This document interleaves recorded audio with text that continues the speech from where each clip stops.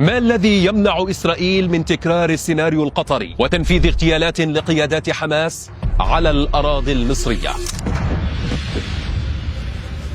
الحسابات كثيرة، لكن حجر العثرة الرئيسي، الدرع التي توصف بأنها من الأعقد عالميا، منظومة الدفاع الجوي المصرية.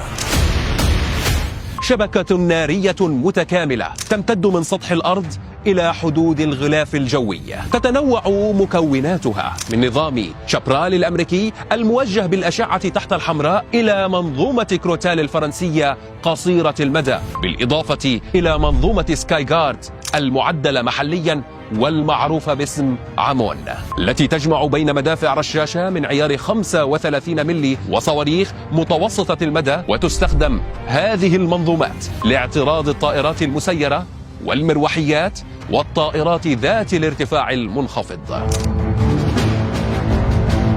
ثم تأتي المنظومة الصينية HQ-9P، والتي وإن لم يتم الاعتراف بانضمامها رسميا إلى منظومات الدفاع الجوي المصرية، إلا أن كثيرا من المصادر العسكرية تؤكد وصول الدرع الصينية إلى الترسانة المصرية. منظومة ترتكز على التنوع والتكامل لتمنح حصانة للأجواء المصرية، بل وتجعلها منيعة أمام من تسول له نفسه الاعتداء.